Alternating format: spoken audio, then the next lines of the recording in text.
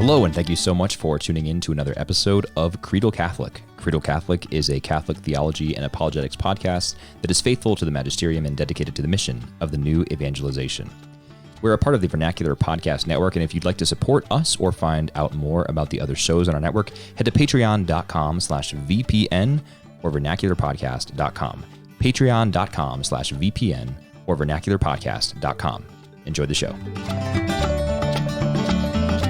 All right, welcome back to Creedal Catholic. Kevin, I understand that your microphone is sitting on top of a work of Aristotle.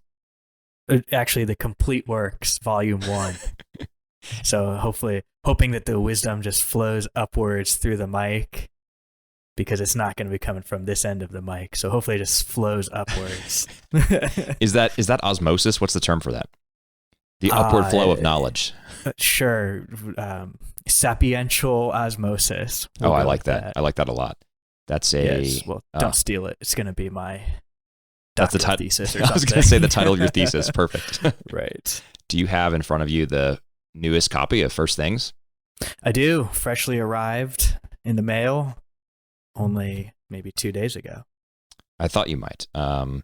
There's an article in there by R.R. Reno, who's the editor, and he talks about the merits of the traditional Latin Mass, sometimes abbreviated the TLM.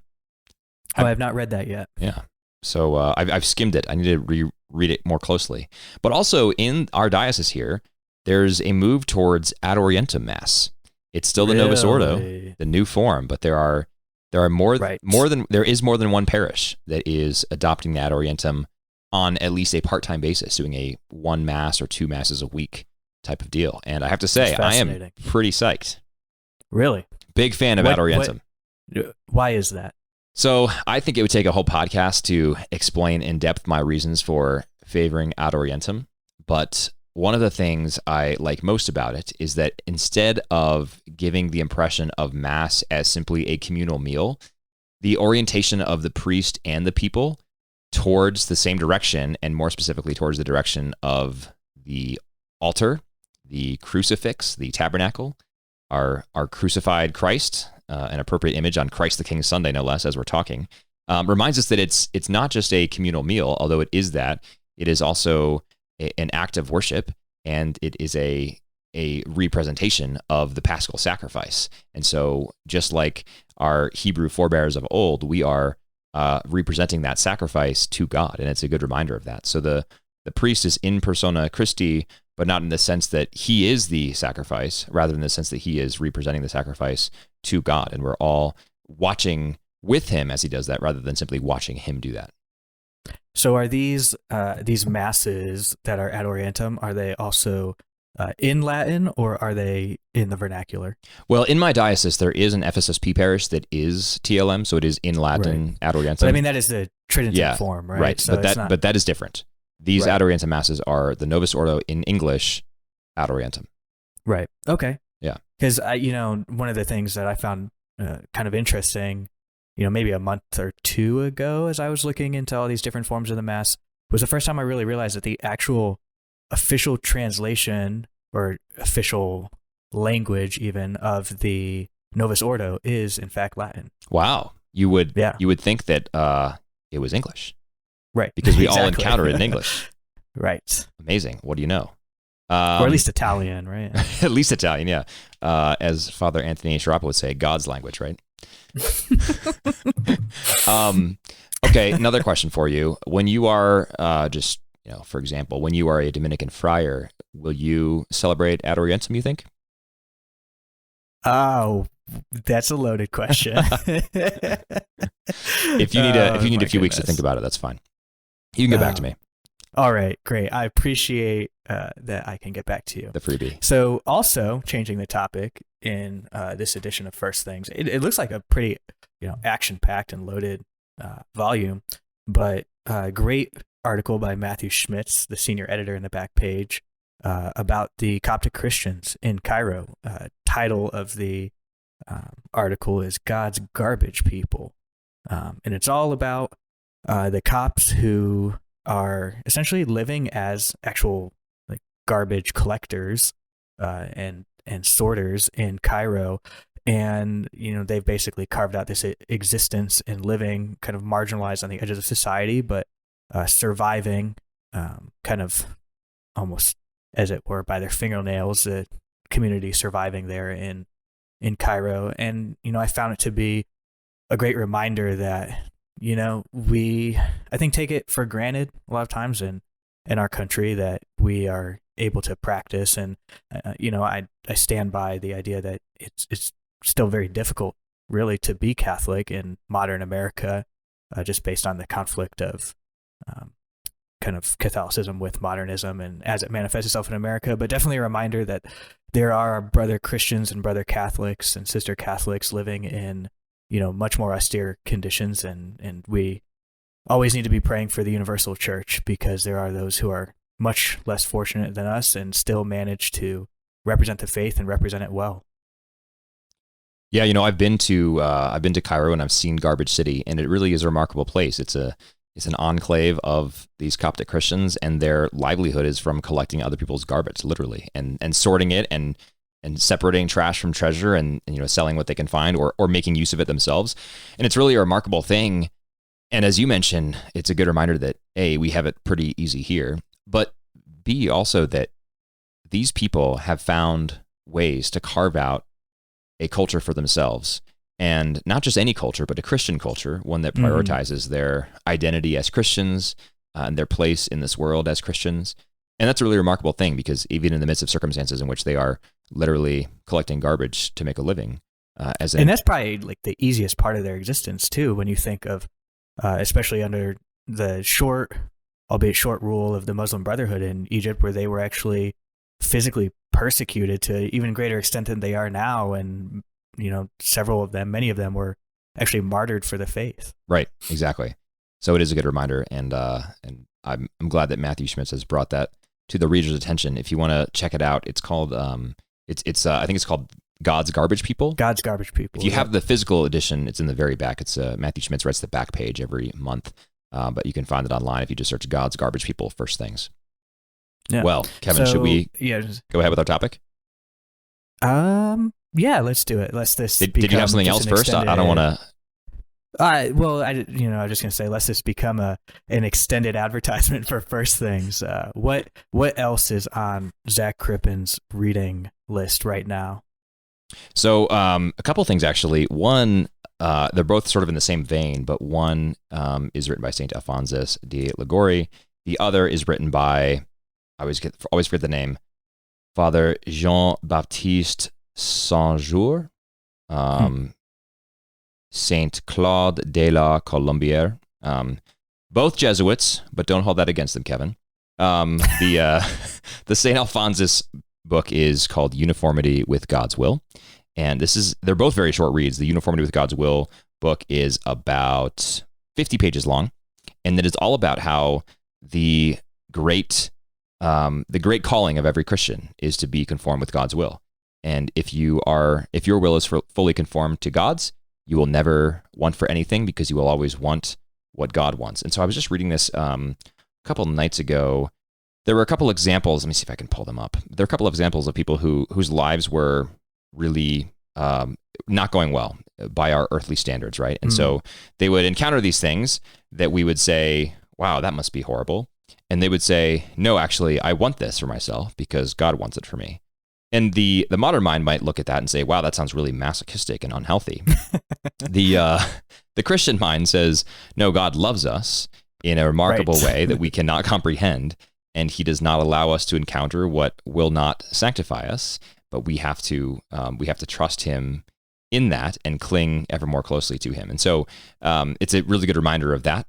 And it's something that I struggle with a lot, which is precisely why my spiritual director recommended that read for me. And the other one is Trustful Surrender to Divine Providence, The Secret of Peace and Happiness. So you can guess it's very similar themes. This one's about 130 pages or so, but both remarkable reads that I highly recommend. Excellent. How about you? Sound like great reminders that there is no victory without the cross, right? Indeed.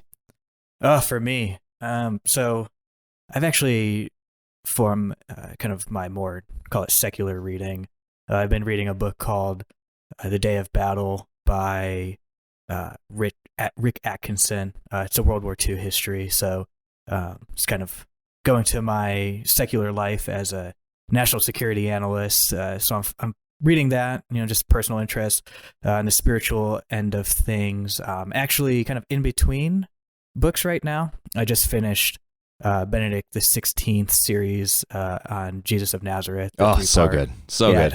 Absolutely incredible. Highly recommend.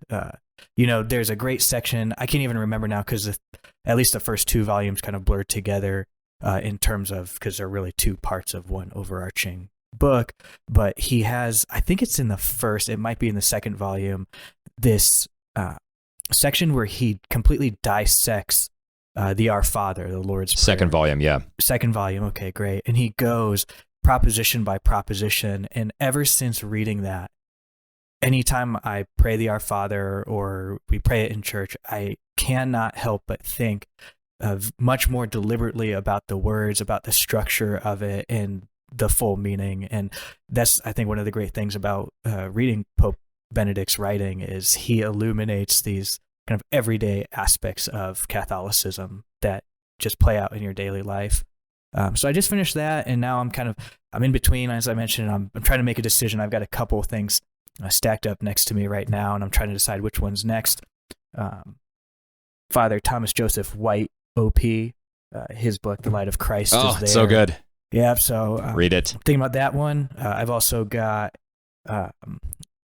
Robert Cardinal Sarah's newest book, The Day Is Now Far Spent. So I got to kind of decide between one of those two, which one's next. But oh my goodness, I don't know how you choose. I don't think I'm going to be going wrong. So. No. Yeah, I mean, I think in that situation, I would just dual wield, just both simultaneously.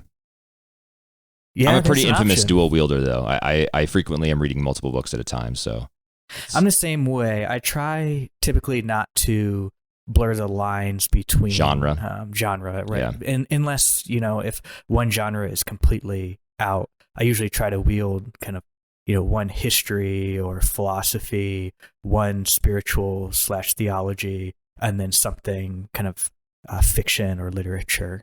So that I usually have between 3 or 4 going at any point in time. But I find that more than that, I start to lose focus. And yeah, that seems reasonable. Yeah, I've found the same. It hasn't really stopped me, but all right. Well, I have 2 things to mention real quick, Kevin, and then we'll get to our topic for today. The first, related to what you were just suggesting about Benedict. As you mentioned Benedict's trilogy, it occurred to me that a fantastic Advent practice for some of our listeners, if they are so inclined, would be to pick up his very short first volume in that trilogy, which is Jesus of Nazareth, the Infancy Narratives. Mm-hmm. And that is, I don't remember exactly, 140 pages, Kevin. I mean, it's pretty short, right? It's a small little read, very manageable, especially if you divide it up in, 5 or 10 page increments over the course of Advent. But it is one of the most remarkable, actually, it's the most remarkable exposition of our Lord's early life. And I learned so much in that book and just gained such an appreciation for the early chapters of the gospel. So I highly recommend that as an Advent practice.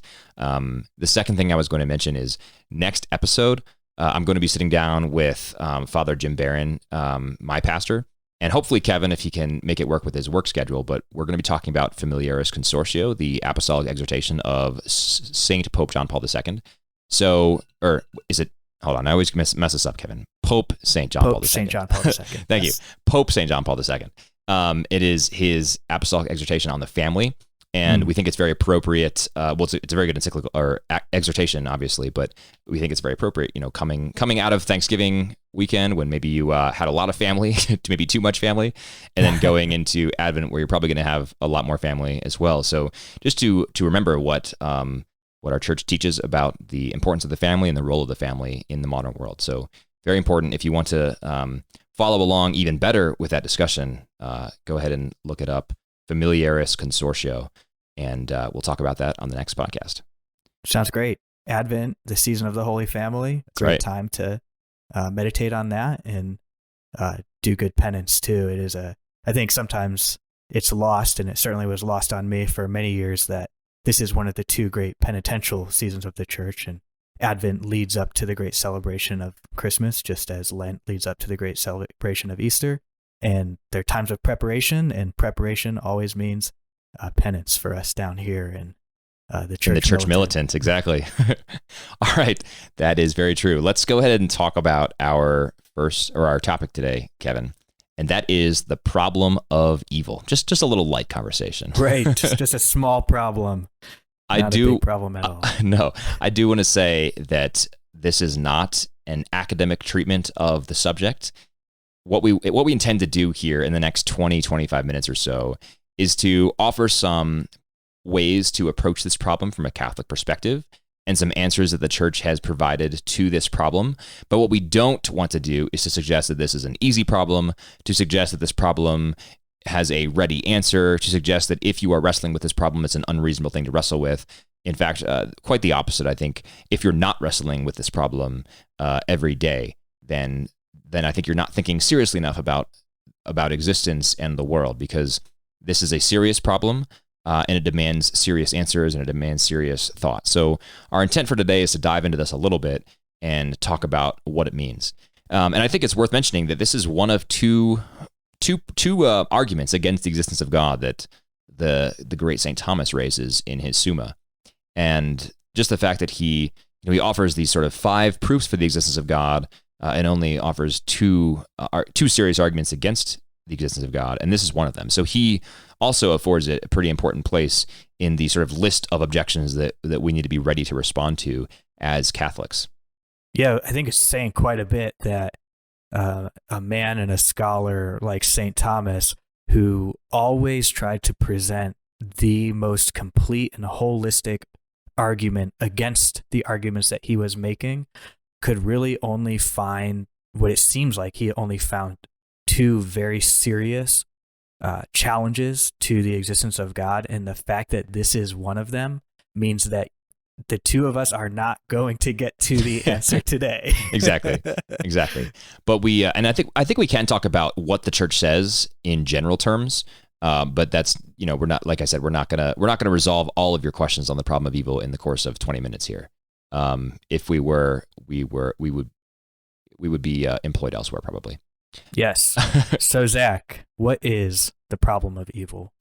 So there's a logical formulation and then there's sort of, I guess, an experiential formulation. I'll start with the experiential formulation, and that's basically that evil exists and we experience it every day.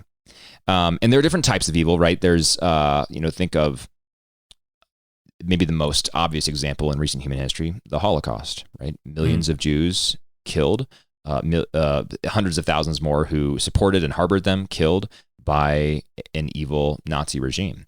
And that is an example of the will of humanity going awry and destroying other parts of humanity, other humans. There's also what we might call natural evil, and that would be things like people dying from earthquakes, tsunamis, natural disasters. We could even lump, people dying from the effects of climate change into this discussion. Or more simply, maybe more readily obvious to people like us in a country that doesn't face many deaths from natural disasters on an annual basis, deadly disease, right?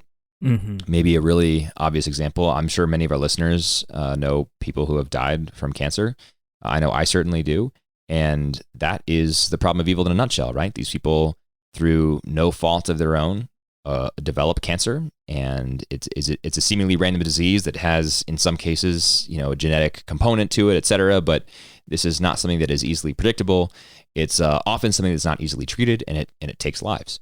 So that is the problem of evil. I think the way that I best capture the problem of evil to people is in talking about a case of pediatric cancer, where a 2 or 3-year-old develops some sort of fatal brain tumor that causes them immense pain and suffering on their way to death. And that's a horrible, horrible thing that is very difficult to understand on any level. Absolutely. And it kind of seems, when I think about this, the problem of evil, the simplest experiential, as you put it, I think way to frame it is the question, how could God let something like this happen? Yes. And when we find ourselves asking that question, if we find ourselves asking that question, we are encountering the problem of evil. Exactly. And that's the essence of the problem of evil right there. If we were to put that into a more philosophical, logical formulation, it would look something like what a man named J.L. Mackie came up with. He was an Australian atheist philosopher in the first part of the 20th century, and he framed the question more or less in this way, and this is sort of the dilemma. He said that, the God of Christianity is omnipotent, right? That is all-powerful. The God of Christianity is claimed to be all good, benevolent.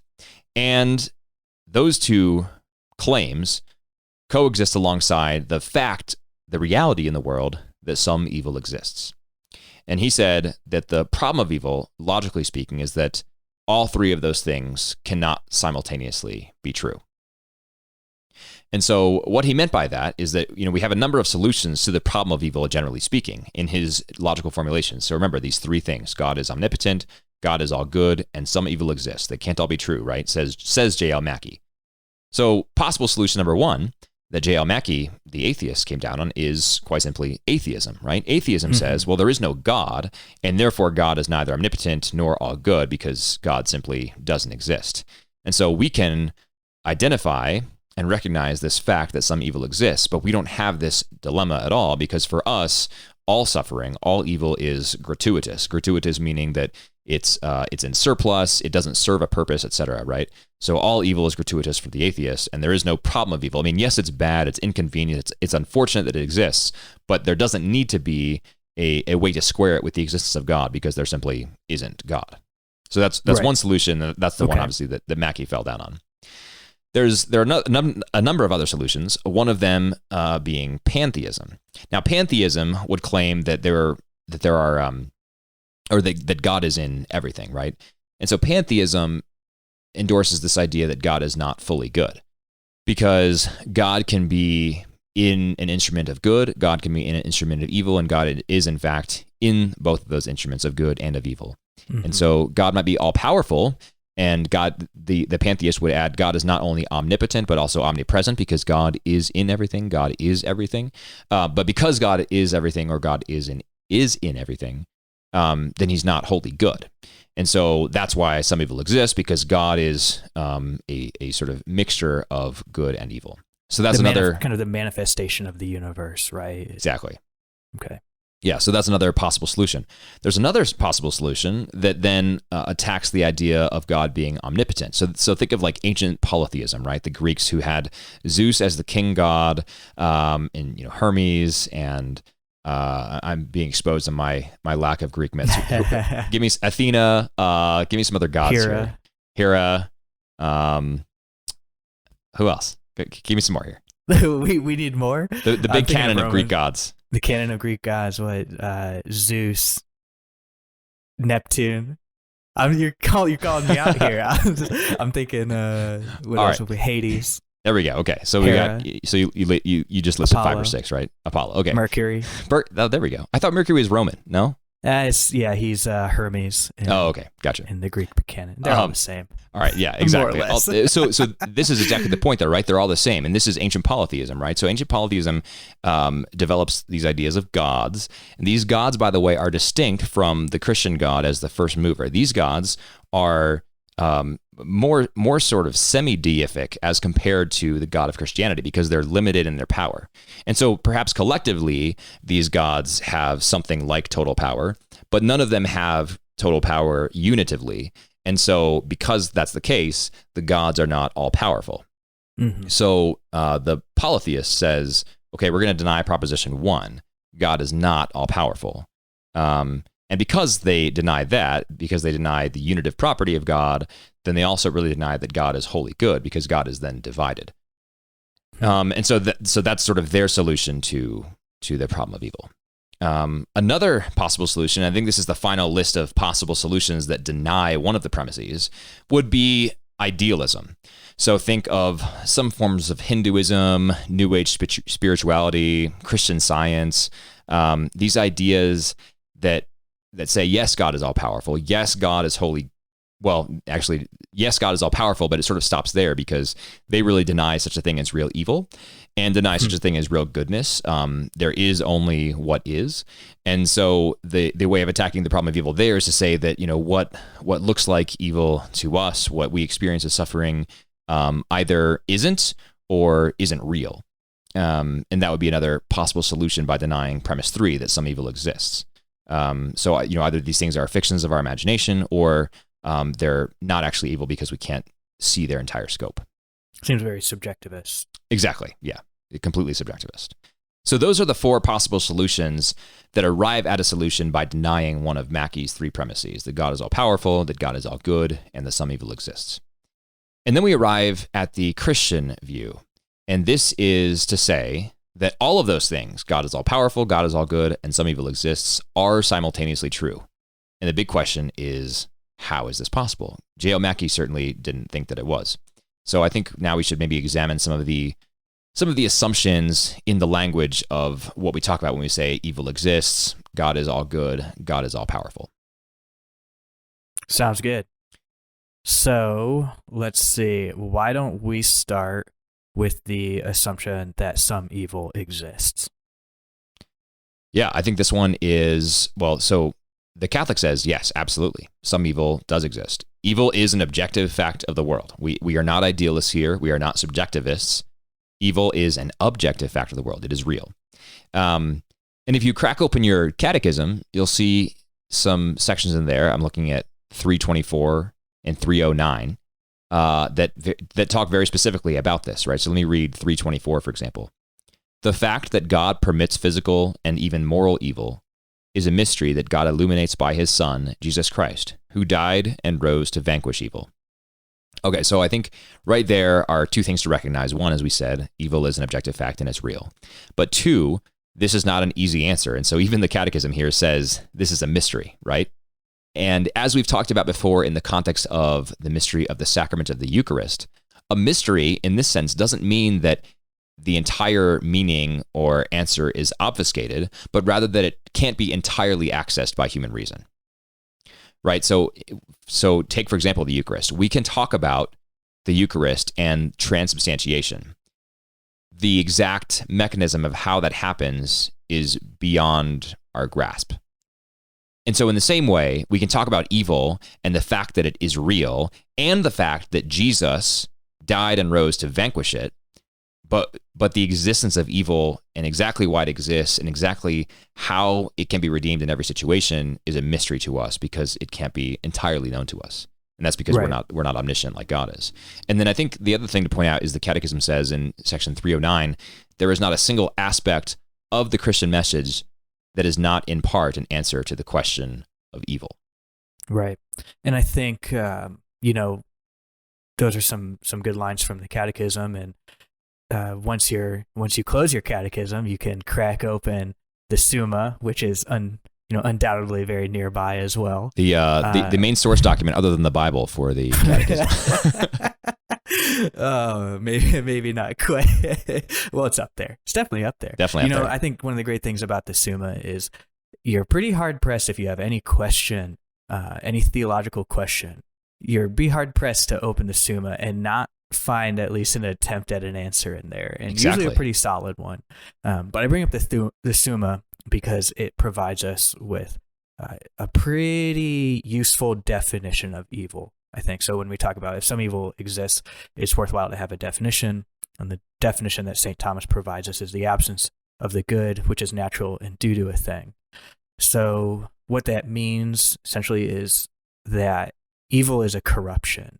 If you have something that is has a good that is due to it, so typically we'd frame this as the end of something is the good towards which it is aiming. And if you have the absence of that, then that is evil.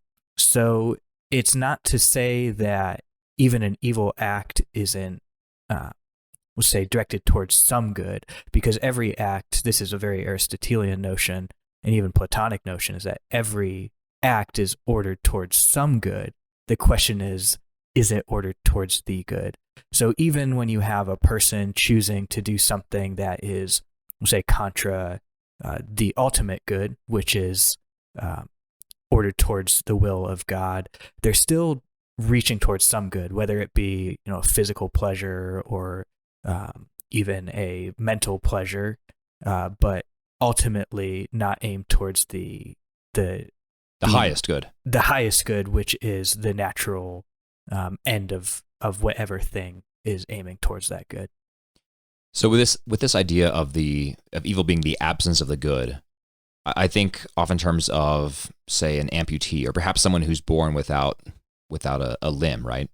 So what Thomas is not saying, if I can be so free as to interpret Thomas here, what Thomas is not saying is that that person is evil because they lack a limb, or that limb is somehow that missing limb somehow conditions that person to do evil or to be evil. But rather what he's saying is that limb is supposed to be there. And the fact that that limb is not there is an evil of itself. It's a physical, material evil. Mm-hmm. Now, I think the interesting thing here is that if you talk to an amputee or someone who was born without a limb, they might push back on that, I'm guessing, and say, that's, maybe that's offensive, I disagree with that, et cetera, because of this, I am what I am, and I've been able to do amazing things, and I have this perspective, et cetera. But that almost sort of, and I don't want to get too far ahead of our skis here, but that almost sort of captures the essence of the Christian message about evil and about Christ conquering evil, right? Because the evil that is absence, or the absence of the good that is natural and due to a thing that Thomas talks about, that sort of evil is not outside of the redemption of God. And so I think of the passage in Genesis when Joseph tells his brothers that you meant it for evil, but God meant it for good, right? The ruler of this age, and by that I mean the person of Satan, intends evil for evil's sake. And yet, God can use that evil for good things. So someone who is born without the right use of a limb can, through the absence of that limb, actually, and because of the absence of that limb, be redeemed. And I don't mean that they're going to be eternally saved because of their absence of a limb, but I mean the actual absence of the limb can be redeemed and turn around and be a good thing for that person. Does that make sense? Yeah, I think it does. So that gives us a solid definition and a kind of a good example there. And so as we kind of wrap up this first assumption or first preposition about some evil existing, we have our definition. So what is ultimately, if you were to sum it up, the Christian Catholic response to how some evil can exist in the world without this completely ruining our ability to advance through the other assumptions?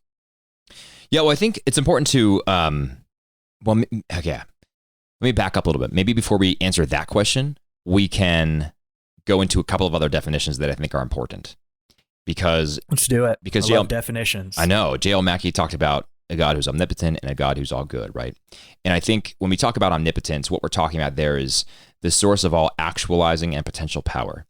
And one of these days, sometime soon, Kevin, I'd love to sit down with you and we can go through Aristotle, crack open that. I'm going to say that's a very Aristotelian statement you just made there. Exactly. Talking about actuality and potentiality. I know. I like it. We can crack open that book that your microphone's sitting on top of, the complete works. And actually use it, yeah. Exactly, and explore what he says about this, because this is Aristotle's argument from change, essentially, right? That there is a first mover. And, the argument is not that all things are created, but everything that is going from potential to actual has an actualizing power, right? And so when we talk about an omnipotent God, what we mean is a God who is the source of all potential in the universe, right? In the cosmos. What we do not mean is that this God has the power of logical contradiction. So you've probably heard the question of, if God can do anything, can God make a rock so big that he can't even lift it? The answer is that's absurd, right? Because it's a logical impossibility. So similarly, can God make a square circle? No, of course. He can turn a square into a circle for sure. But can he make a square that is simultaneously also a circle? Again, the answer is that's absurd, right? And so it is important to remember that even though God is omnipotent and the source of all actualizing and potential power, he does not have the power of logical contradiction, because logical contradiction is by definition an absurdity. Okay, and then what's that? No, right. And, maybe a simpler formulation than the source of all actualizing potential power is he's the source of all being, right? And that is being is actuality, and potentiality is what we think of as change, or the potential for change. And ultimately, God as the source of all being. We see this in the biblical formulation when Moses is kind of face to face with God on the mountain in the burning bush, where God says, "I am," right? "I am that I am," and it's kind of the famous formulation of God as pure being, as the source of all being. Yes. Interesting side note here. I'm teaching a course tomorrow, Kevin, on whether or not Jesus really rose from the dead. And one of the things that's interesting, one of the things that's come up in my research is whether or not Jesus really claimed divinity, right? There's a claim out there that in the Gospels, Jesus never actually really says, "I'm God." It comes through in John, but John's after the fact, and John's sort of a mystic, and John sort of imposed his view after the fact. Well, interestingly, when Jesus comes to the disciples walking on the water, they're scared, right? They see him and they're scared of him, and he intends to pass by them. And the wording there is the same as when a god passes by and Elijah has his face in the rock and can't look, right? And then what Jesus says when he responds to them is often rendered in the contemporary translations as "it is I," which sounds to us like, "Hey guys, it's just me." But really the Greek there is basically the Hebrew translation into Greek of "I am." So I thought that was very interesting. Anyway, we digress a little bit. So thank you for that. I think when we talk about Aristotle's argument from change, we should talk about actual and potential, but for now, the source of all being, I think, is good. So that's what we mean when we talk about God, but we do not imply the power of logical contradiction. But the second thing is goodness, right? And so what do we mean by goodness? By this, we mean that God is pure love, right? And that goes even farther than most people's understanding of Christianity. We say that God is love. We've talked about Deus Caritas Est, the encyclical from Benedict XVI. So we say that, but we also understand that goodness is distinct from kindness. Kindness being sort of giving people what makes them feel the best, right? Right. So think, for example, of a parent who takes their kid trick-or-treating, like I did a few weeks ago. Take your kid trick-or-treating and you come back with a huge basket or bag full of candy, right? So, kindness, we might call this sort of being a pushover, right? You just let your child go and go and go on that candy until your child has a big stomach ache. That would be sort of pure kindness at work. But when we talk about God, what we really talk about is pure goodness. And pure goodness is willing the best for your child in that instance, right? So, hey, Bobby, let's have one lollipop, and tomorrow we can have another, right? And so that has a couple benefits. One, you don't get a stomach ache now or a major sugar crash. But two, I also, I sort of spread this out for you, right? And you can enjoy it for longer and maximize the goodness of the lollipops, right? So that's what we mean by goodness. So with those terms in mind, sort of those three, omnipotence, goodness, and evil, I think we can then sort of get on to talking about terms. But one other thing I think we should talk about, Kevin, is the distinction between spiritual evil and physical evil. Spiritual evil, also sometimes referred to as moral evil. So spiritual and moral evil are the same things for our purposes here. Physical evil is different. And spiritual and moral evil, think of that just as the evil that we do or the evil for which we are directly responsible. Okay, so hitting someone, right? Like I hit my sibling, that would be an example of spiritual or moral evil. My sibling who gets hit by me would be experiencing evil, something that they are not responsible for, assuming they didn't provoke me, etc. Right? So that would be an example of physical evil. So to wrap this up in a different way, spiritual evil is the evil that we will, the evil that we choose to do. Physical evil is the evil that is against our will, right? Natural evil, so we're suffering from brain cancer, for example, or suffering from the evil choices of others, like victims of the Holocaust. That would be physical evil. On the side of the perpetrators, right, Hitler and all of his cronies who are killing Jews, that would be spiritual evil. So that's what we talk about when we're sort of trying to categorize different types of evil, because those two types of evil have different questions that accompany them, right? I think that it's, I don't want to use the word easy. None of this is easy. No. It is, for me at least, I want to talk for myself. It is more understandable for me why the Holocaust happened. That is, there's an evil man who's a lunatic and is, and is a charismatic leader who's able to marshal the resources of a nation against the whole race of people. That is understandable to me. no less abhorrent, but still understandable on that level. And then there's the kind that's less understandable, right? Like the 2-year-old or 3-year-old who gets brain cancer. The one is spiritual evil because there's someone's choices involved, and the other is physical evil because there's no choice involved. Right. And I think, to your point, I think the reason why the first example is more relatable, more understandable, is because we can ascribe an actor to it, right? We can say there is a person out there, in this case Adolf Hitler, who has a will and is enacting his will, as we kind of talked about earlier, is looking towards some good.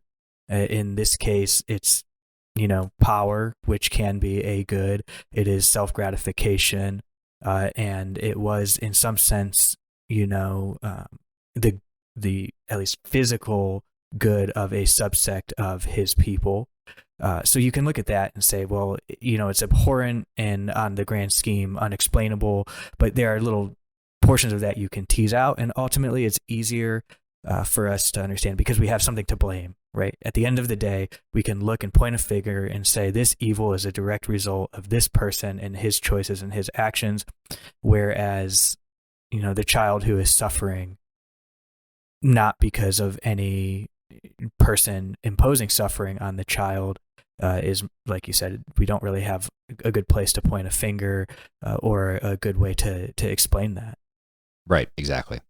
And so now that we've sort of defined our terms, I think we should go on and talk about the Catholic perspectives on the problem of evil, and more specifically spiritual and then natural evil. But I also think as we do that, it's helpful to take a step back and look at the grand meta narrative, the big story of salvation history. What do we in the Catholic Church say that God is doing with his people here, right? Mm-hmm.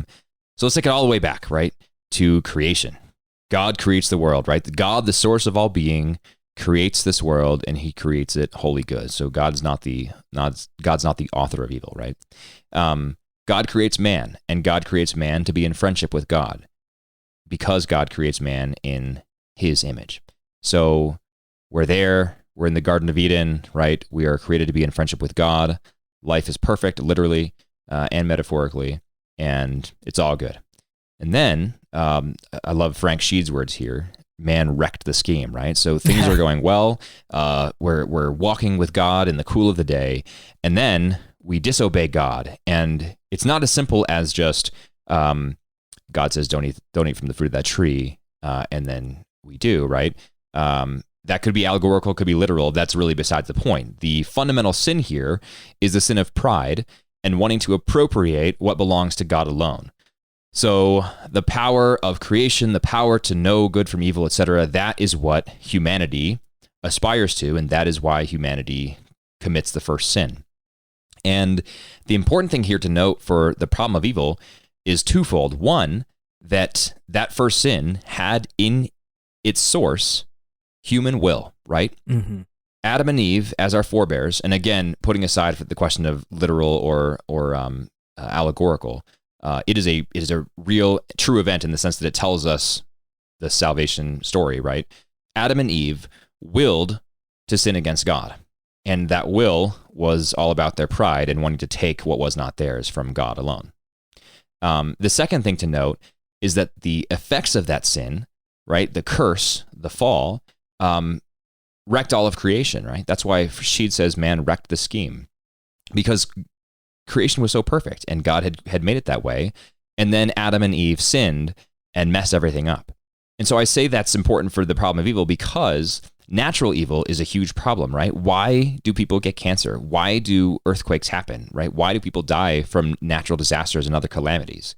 Well, all of creation is thrown into disorder from this sin itself. Okay, so even the person, the 2 or 3-year-old who develops cancer through no fault of their own, right? They experience an evil that they do not will for themselves, and then in some cases they actively will against, right? Why am I suffering? I don't want to be suffering, and yet they continue to suffer. Well, the same sin into which that person, that child, is born when they inherit original sin, that same sin, not theirs personally, but their inherited original sin, has, the very original sin of Adam and Eve at its source, and it's that sin that has introduced this disorder into the world. And it's that sin that cries out for redemption. So this is why in Romans chapter 8, for example, St. Paul talks about how the whole creation has been groaning together, in labor pains for Christ, because he is the Redeemer. He's the one who comes to redeem us all, to set it all back in order. So with that sort of meta-narrative summary, now we can talk about what exactly the Catholic says about spiritual and physical evil.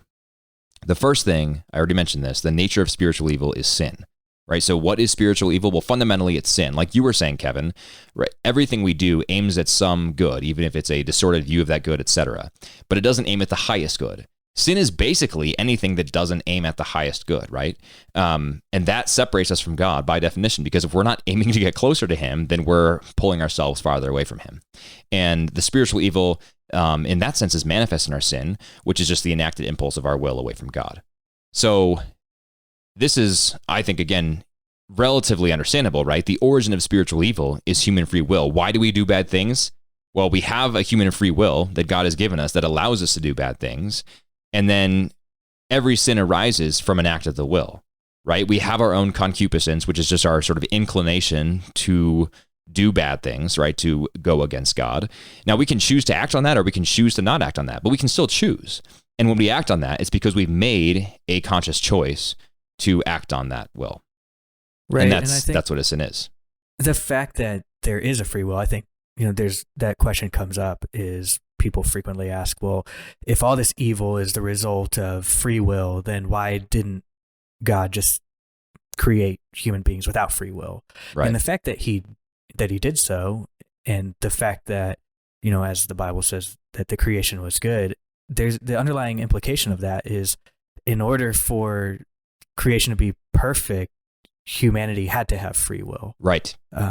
Which I think, it's interesting and maybe not something that we'll be able to solve today. But when God, through that act of creation, created man with free will, it was, his conscious choice. And, I think St. Thomas kind of grapples with this question too.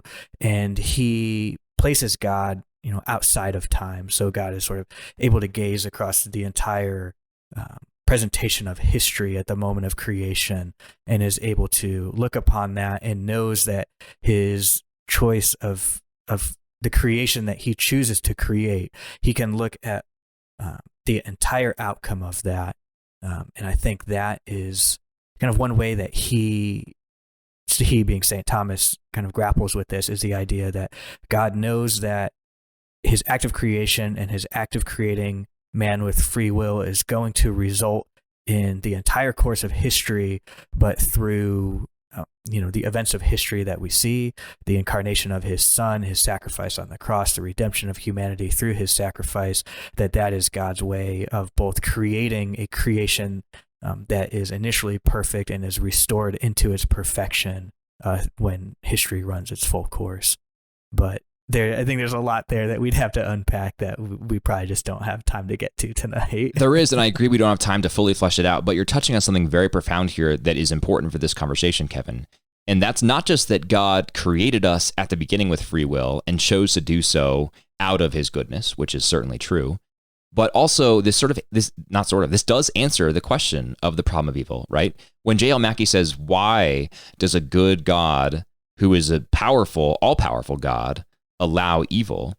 The answer, at least for spiritual evil, is that God allows spiritual evil so that he can preserve human free will.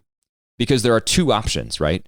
God can either make us all puppets and take away our free will so that we cannot possibly go away from him. We cannot possibly act on our concupiscence.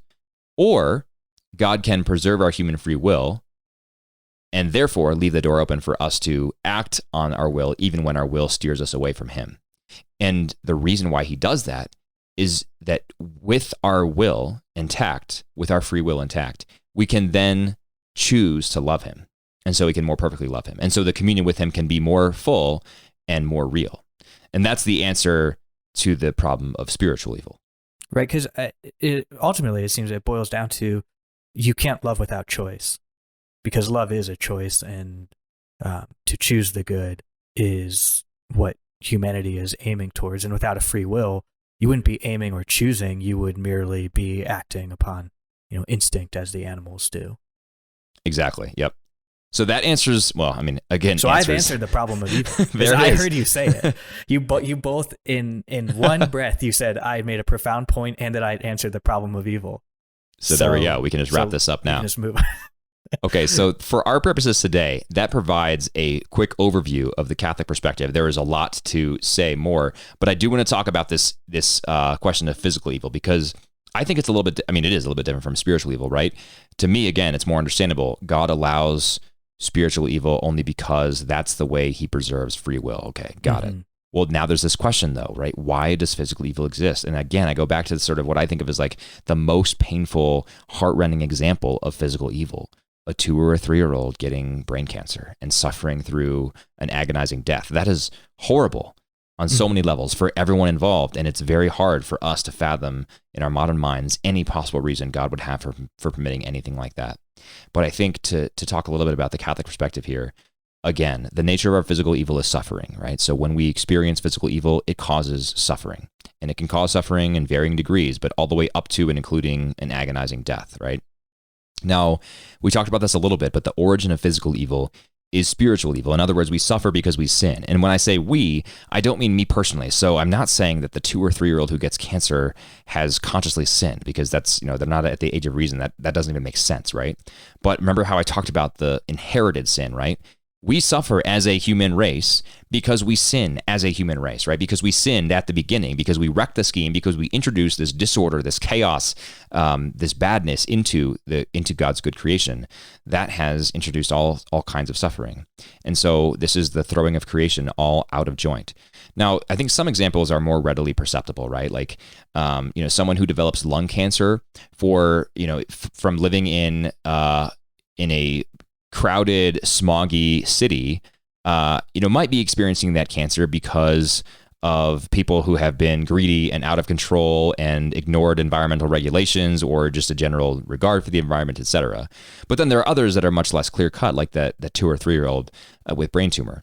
And so it's not always readily discernible, but in general, just general principles, we suffer because we as a human race sinned at the very beginning, and all of creation is awaiting a total redemption.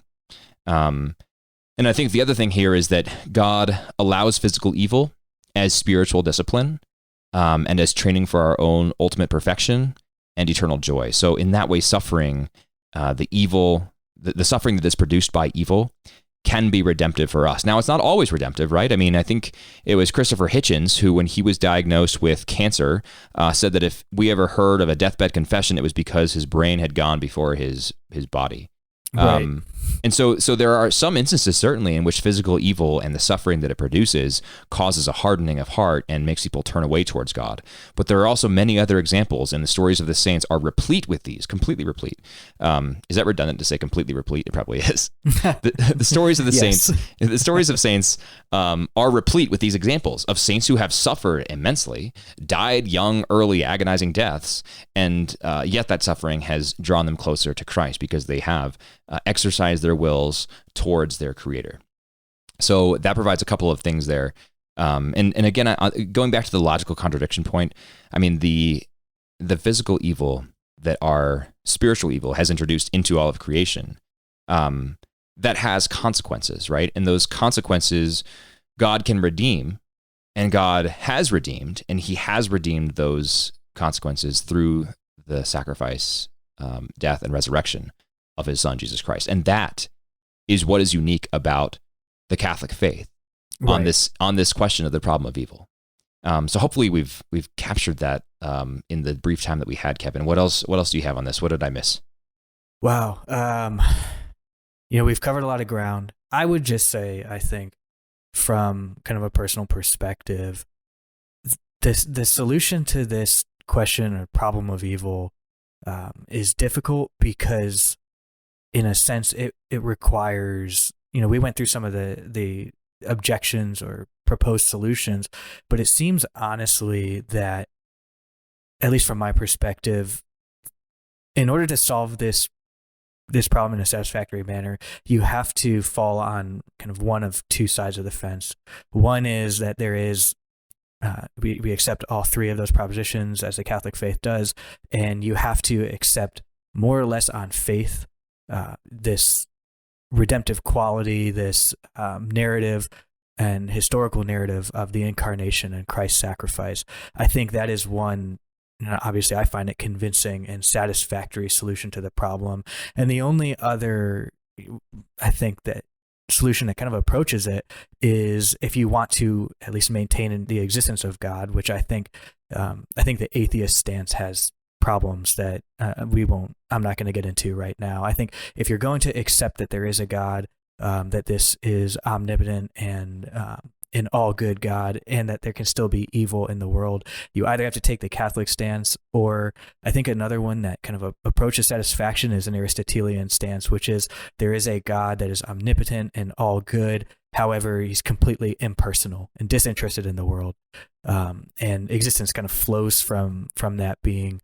But I think we have one of the great parts about our Catholic faith is that we have been given signs and miracles, and we have been given the sacraments to guide us towards the correct answer to that question, which ultimately is the Catholic faith as it has manifested itself through now 2,000 years of history and continues to be our guiding light as we try to solve this problem in our day-to-day lives. And I think from a perspective of evangelism for our listeners out here, I would just encourage you to engage in these discussions very carefully, very sensitively, very gently with people who are struggling with this problem, because it is not an easy problem. It does not have easy answers. And while Christianity, as the Catechism says, there's not one aspect of the gospel message that is not in part an answer to the problem of evil.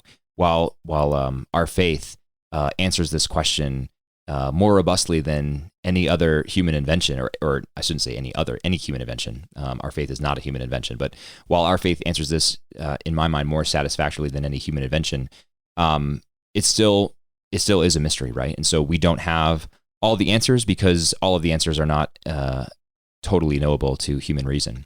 And so as you encounter people who are in the church or outside of the church and struggling with this problem of evil, why would God let this happen to me? Why would God let this happen to my parents, my children, etc.? Engage with them on these questions together, gently, pray for them. That's very important, of course, because these answers or these questions are very difficult to work through. But it's also very good to do that. It's good to ask these questions. And ultimately, I think God wants us to ask these questions, because in asking these questions, we can draw closer to God. And so I encourage you to ask the questions. I encourage you to pray through the questions, seek answers.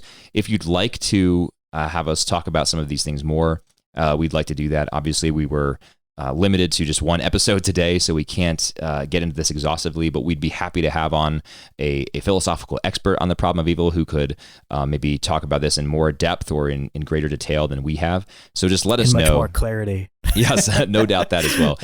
You can email Kevin@creedalcatholic.com or Zach, Z-A-C, @creedalcatholic.com.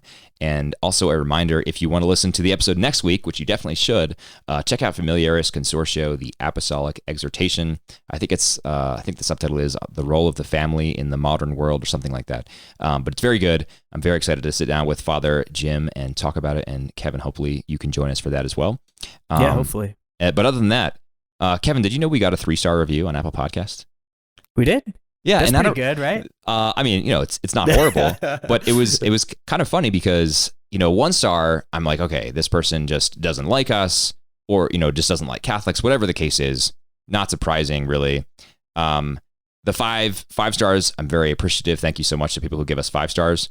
4 stars, it's like you guys are doing a good job. It could be doing better. The 3 stars is just kind of an interesting rating because it's just like, this is meh, This is like, these guys are like, they're nice guys, not doing a good job, or they're like doing a good job, not nice guys. Like I get some things out of it, but not others. I don't know. It's just a funny rating. I take it way, way less personally than you do. Oh, no, I'm not taking it personally. I'm just trying to, okay. I'm really not. I'm just trying to think through what kind of a person, or not what kind of person. And with that, everyone, I'm trying to think. I think what Zach is trying to say is, please, if you have time, just take a minute, rate, review us on Apple Podcasts. We definitely appreciate it. And definitely send us your feedback. Thank you. If I can finish my thought, Kevin, what I was thinking I'm is... trying to save you. I appreciate that.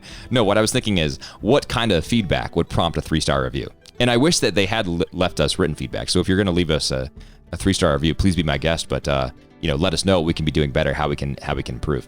If my voice is annoying, you can just say so. That's fine. I won't be offended. All right. With that, that's all we've got for Crudo Catholic today. We will be back next week with a conversation on Familiaris Consortio. And until then, God bless you. It's also Advent 1 right around the corner, so have a blessed first Sunday of Advent. Hopefully you enjoyed your solemnity of Jesus Christ, King of the universe. All right, everybody, have a great week. God bless you. Peace.